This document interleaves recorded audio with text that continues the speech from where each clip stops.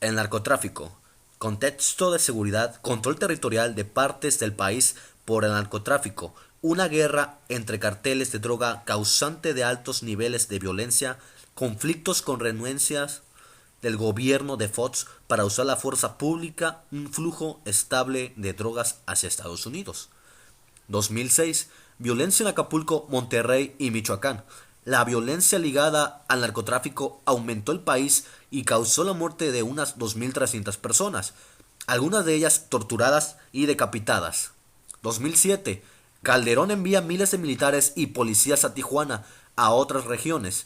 México extradita a Estados Unidos a Cárdenas y realizó un histórico decomiso de 23 toneladas de cocaína. El entonces presidente de Estados Unidos, George Bush, promete equipos por $1.400 millones para la lucha antidrogas de México y Centroamérica. La violencia aumenta y causa la muerte de México de 3.000 personas. 2008. La populosa Ciudad de México comienza a tener hechos de violencia por la guerra del narcotráfico. México captura a cientos de integrantes de bandas de traficantes de droga y las disputas por las rutas causan la muerte de unas 6.300 personas.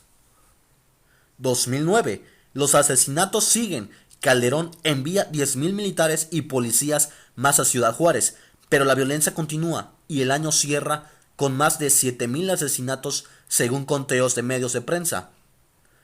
El gobierno se anota una gran victoria al abatir a tiros a Arturo Beltrán Leiva, jefe de cartel que se lleva sus apellidos. Beltrán Leiva se enfrenta a tiros e integrantes de la Armada en una residencia de Cuernavaca, 80 kilómetros al sur de Ciudad de México. 2010. Se suceden incidentes en los que jóvenes universitarios y niños mueren en fuego cruzado, retenes militares o falsos retenes de bandas criminales. El Congreso discute una reforma para limitar la participación de las Fuerzas Armadas en operativos contra el narcotráfico, cuya violencia ha dejado más de 28.000 muertos. El capo Ignacio Nacho Coronel, socio clave del Chapo Guzmán, muere durante un enfrentamiento con soldados que intentaban arrestarlo cerca de la ciudad de Guadalajara, en el occidental estado de Jalisco.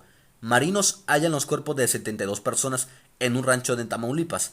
Las víctimas eran inmigrantes ilegales de Centroamérica y Sudamérica que trataban de llegar a Estados Unidos, pero que habrían sido interceptados por supuestos miembros de los Zetas. Policías federales logran arrestar al capo Edgar La Barbie Valdés, quien intentaba quedarse con el control del cartel de los Beltrán Leiva. 2011. Penúltimo año de Felipe Calderón al frente del gobierno federal. Se destinaron 50.136 millones de pesos al Sistema Nacional de Seguridad Pública. Los recursos se incrementaron en un 209.8% una vez que se dio el cambio de gobierno. 2012. Ataques a periodistas que revelan datos y nombres de narcotraficantes, que les cuestan la vida 85 según estudiosos. Estas acciones y escalada de violencia 86 son realizadas para la destabilización, demoralización de la población y obtener un control pleno de autoridades, plazas de distribución y en general del país al servicio de narcotráfico. La propuesta para mí es la solución y solo sería como un experimento. Es adoptar las medidas que tomó Colombia. Colombia se clasifica como uno de los países más seguros para viajar. Legalizó la droga y la volvió su industria más importante.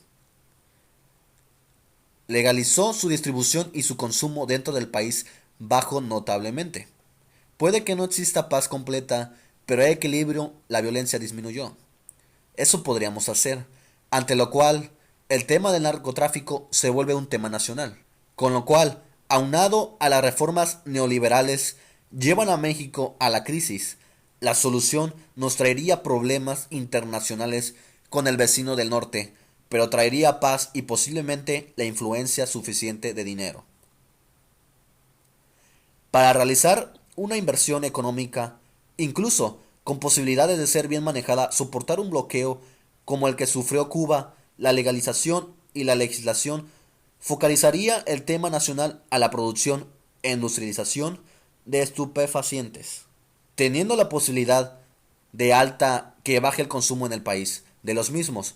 Se establecerían términos de comercio dentro de las mismas, aunque Con el sector de la población se harían varias riñas, por llamarles de cierta manera, ya que este sector conservador sigue fielmente a los principios generales de la sociedad moralista.